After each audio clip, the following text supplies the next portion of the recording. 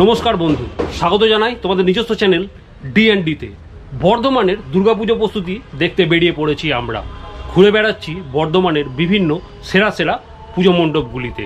আজকে এই মুহূর্তে আমি এসে উপস্থিত হয়েছি পদ্মশ্রী সংঘের দুর্গাপুজো মণ্ডপের কাছে। দেখব এনাদের দুর্গাপুজো প্রস্তুতি। ভিডিওটার সঙ্গে থাকো। আমরা এসে উপস্থিত হয়েছি একদম মায়ের মণ্ডপের সামনেই মা অধিষ্ঠান করছেন। এখনও কাজ বাকি, আর এখানেও দেখো কাজ বাকি, শিল্পীরা কাজ করছেন। ওপরে একটা গম্বুজ টাইপের কিছু হচ্ছে, ওপরটা রাউন্ড শেপ প্লাই দিয়ে তৈরি করা হয়েছে, আর এরকমভাবে তোমার কভার আপ করা হচ্ছে চারধারে। হয়তো এটা একটা কোনো আকৃতি দেওয়া হবে।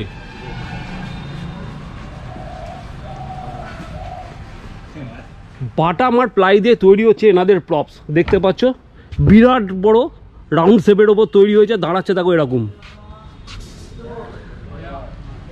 তাদের পুজোর প্যান্ডেল বিশাল বড়, বেশ বড় একটা।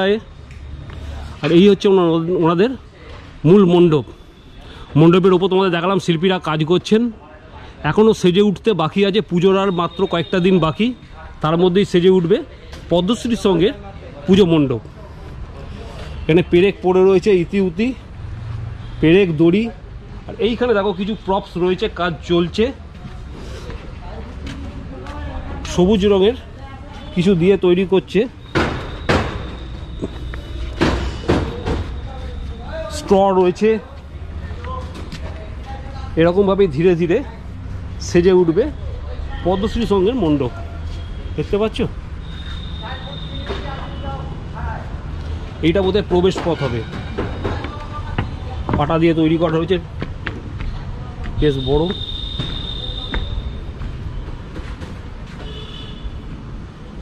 প্রবেশ করতে হবে। এই দিকটা হচ্ছে জিটি রোড দিয়ে এইভাবে ঢুকে আসতে হবে।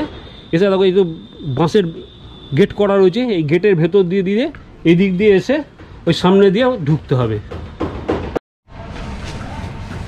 এইখানে শিল্পীরা করছেন কাজ, কিছু শোলার ওপর দেখছো জরির কাজ হচ্ছে। দাদা জরি তো নাকি গো? হ্যাঁ, এখানেই রয়েছে তোমার 3 দিনে 7জন শিল্পী।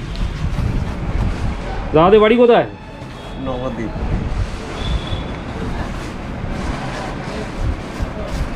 আমরা পেয়ে গেছি পদ্মশ্রী সংঘের এক সদস্যকে, কথা বলে নেব ওনার সঙ্গে। দাদা নমস্কার। নমস্কার দাদা, আপনাদের পুজো এবছর কত বছরে পড়লো? এবছর 72তম বর্ষ। গত বছরে আপনাদের থিম কি ছিল? গত বছর ছিল আলোক স্পর্শে দর্শপূজা। আর এবছরের থিম কি? এবছরের থিম হচ্ছে হংস পাখায় মা উমা। এবছরের থিম কে করছেন? থিম করছেন শিল্পীর যদি নাম বলি, শিল্পীর নাম হচ্ছে, যদিও এটা ওনার ভাবনা, মানে আমাদের আর ওনার ভাবনায় ইউটিউব থেকে দেখা একটি প্যান্ডেলকে কল্পনার মাধ্যমে পরিকল্পনা দিয়ে বাস্তবায়িত করা হচ্ছে শিল্পী সুভাষ দেবনাথের তত্ত্বাবধানে।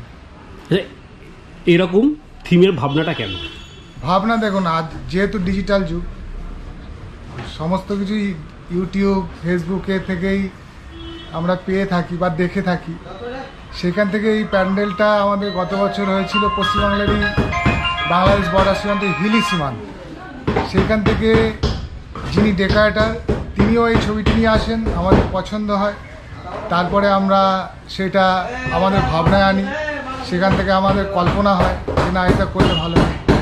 সেইখান থেকে পরিকল্পনা হয়, তারপর বাস্তবায়ন আপনার সামনে হচ্ছে। আপনাদের এই প্যান্ডেল কে করছেন? প্যান্ডেল করছেন নবদ্বীপের আদ্রিজা ডেকোরেটর। আর আপনাদের মূর্তিকে নির্মাণ করছেন বর্ধমানের সঞ্জীব পাল। বর্ধমানেরই। আচ্ছা, আর আলোকসজ্জায়? আলোকসজ্জায় বর্ধমানের বিজয় ইলেকট্রিক।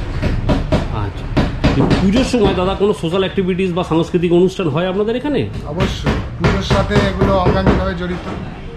সাংস্কৃতিক অনুষ্ঠান যেরকম আমাদের যেদিন ওপেনিং হয় বা শুভারম্ভ বলতে পারি দুর্গোৎসবের, সেদিন নৃত্যশিল্পী, সঙ্গীত শিল্পীরা, বিশেষ করে বর্ধমানের শিল্পীদের নিয়ে আমরা করি। যেহেতু এই পুজোটা একটা বারোয়ারি পুজো, সেই হিসেবে আমরা বর্ধমানের শিল্পীদেরই প্রাধান্য দিয়ে থাকি। কোনো সোশ্যাল অ্যাক্টিভিটিস, বস্ত্রদান বা এরকম কিছু, রক্তদান? সোশ্যাল অ্যাক্টিভিটিস থাকে পুজোর সময়ই থাকে। আমরা বস্ত্রদান করি, বিশেষভাবে বস্ত্রদানটাই বেশি করা হয়। প্রায় 5000 লোককে আমরা বস্ত্রদান করি। কবে দেন এটা? এটা তৃতীয়ার দিন দেওয়া হয়। তৃতীয়ার দিন দেন। আপনাদের উদ্বোধনটা কবে? উদ্বোধন ও তৃতীয়া। উদ্বোধনের দিনই আপনারা বস্ত্রদান করেন। এবছর আপনাদের উদ্বোধন করবেন কে?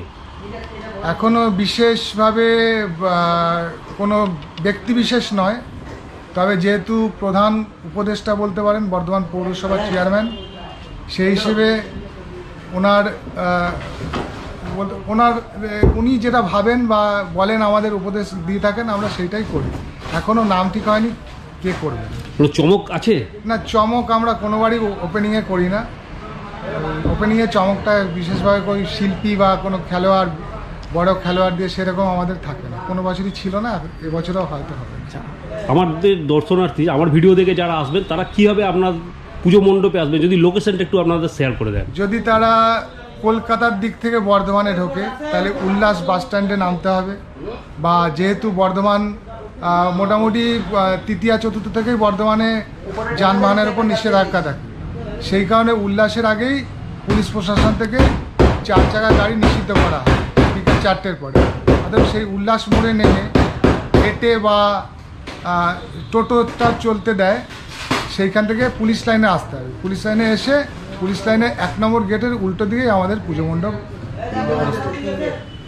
আচ্ছা, আপনার নামটা যদি দাদা বলেন। আমার নাম মানস সরকার, পুজো কমিটির সেক্রেটারি। কেমন লাগলো পদ্মশ্রী সঙ্গের পুজো প্রস্তুতি? যদি ভিডিওটা ভালো লাগে তাহলে লাইক দিও, বন্ধুদের সাথে শেয়ার করো। যদি আমাদের চ্যানেলে প্রথম এসে থাকো তাহলে সাবস্ক্রাইব করো। আমরা হাজির হব বর্ধমান তথা বাংলার এরকম বিভিন্ন অজানা অদেখা কাহিনী নিয়ে। দেখা হবে অন্য কোনো ভিডিও। ভালো থেকো বন্ধু। জয় হিন্দ।